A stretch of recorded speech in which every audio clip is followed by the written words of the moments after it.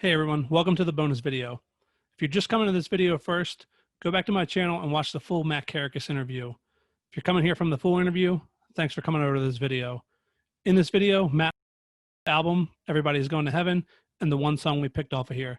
Hope you enjoy. Thank you. We can do Citizen or solo. I want you just to pick whatever song you think would be an interesting story. Again, like I said, we've already talked about the love for Hawthorne and how that came to be, and you knew right away. But pick one song from the entire catalog, and if you could just give us 2-3 minutes on what inspired it, or how you felt writing it, any doubts, or if you knew right away, and then just kind of how it played out. Like, was it a song that took off right away? Was it a song that was like more than you anticipated it being, or is it one that just turned out to be one of your best live songs? Right. Do you want me to wait? Do you want me to do solo or sit? Your pick. You can do either. I want you to tell me what to do. Let's do.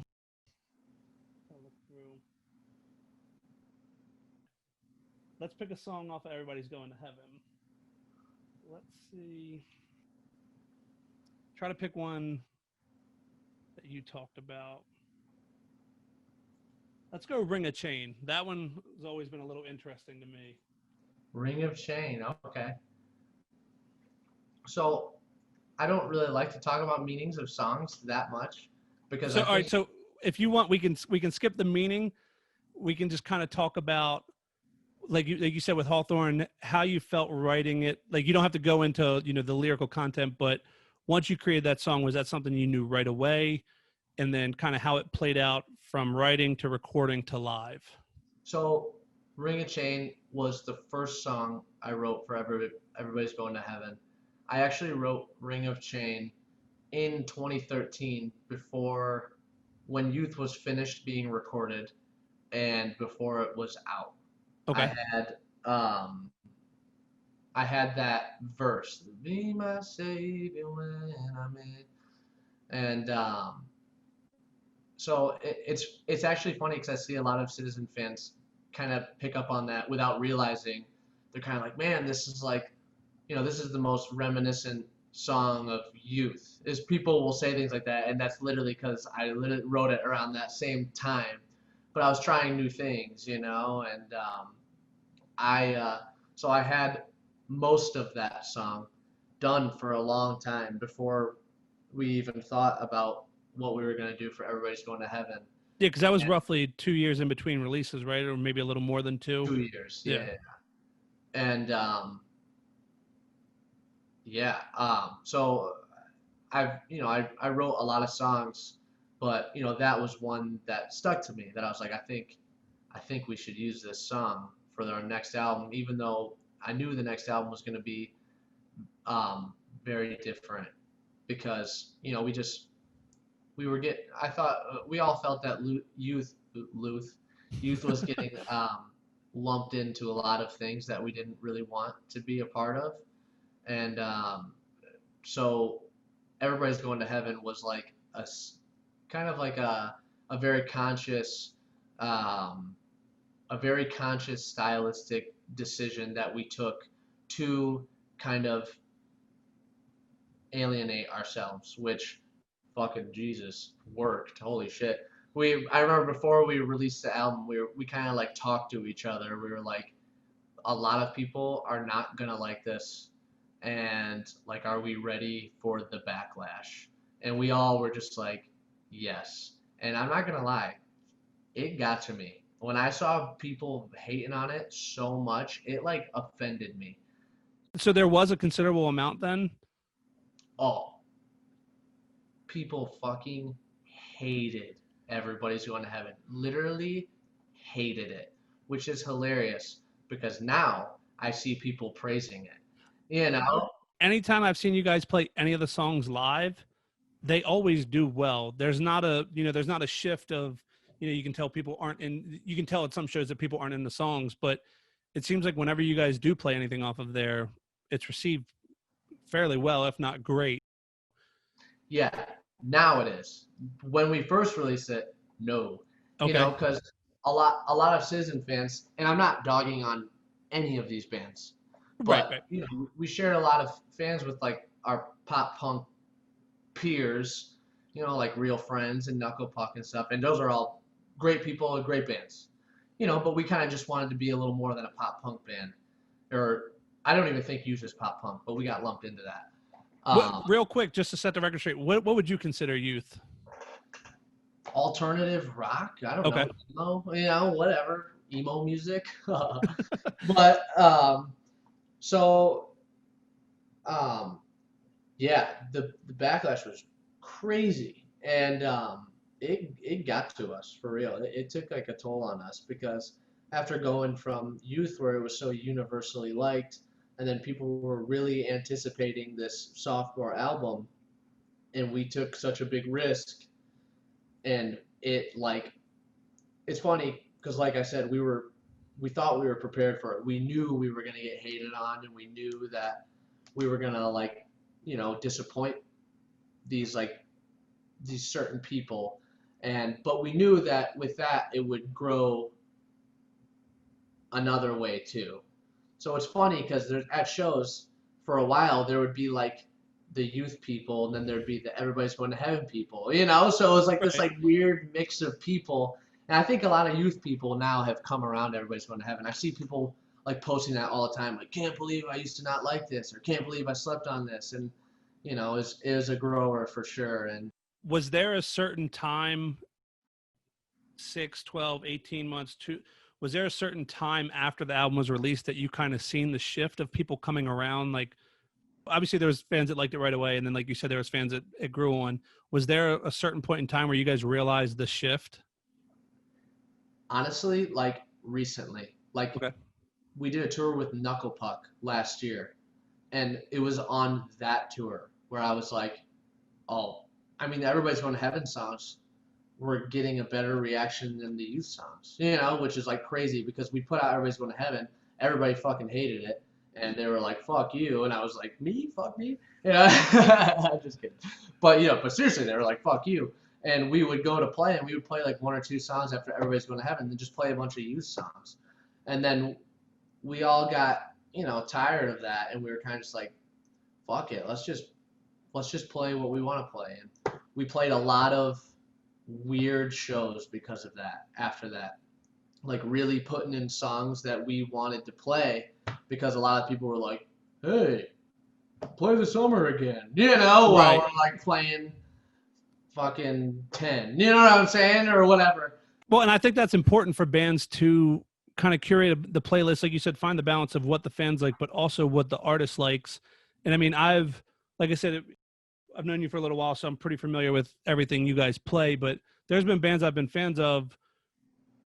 Some of the songs just kind of fall back in my playlist. Like, all right, I don't listen to this one as much, but then when you hear it live, it gives you a completely new perspective on it. Absolutely. And that's what we thought about. We were like, we need to just need to force this down people's throats. Like, if you're coming to see a Citizen show, you've seen us play the fucking same songs off Youth every time.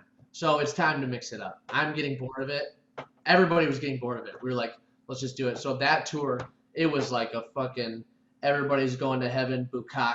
Just we played so many songs, and our shows were so awesome, and it was so refreshing to be like, wow, like people care now, and I'm very glad because I saw the songs for what they are because I wrote most of them, Right.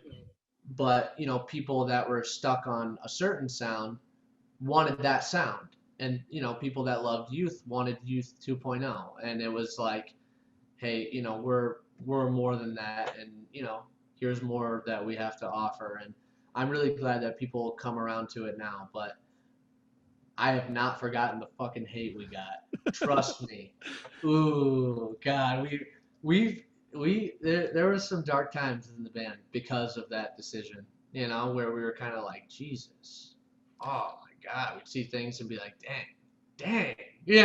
Well, I think, at least in my personal opinion, it was probably definitely worth it because, like you said, people want Youth 2.0, but by putting out something so different for that sophomore release, it makes that initial release and the sophomore release so much more special in their own right because it doesn't seem like a continuation. It's a different side of the artist. It's a different look at how they're writing, what the lyrics are, what the actual sound of the music, everything, even down to the artwork.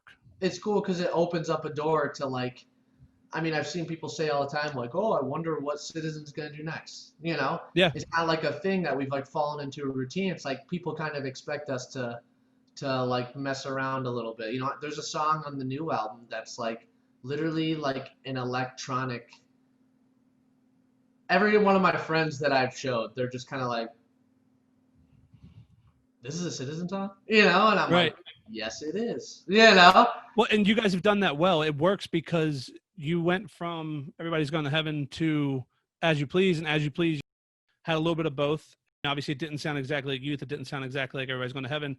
And then even after that, like when Big Mouth came out, that was another one. Like when I heard that like first couple opening seconds, I was like, okay. I was like, this is something different Yeah.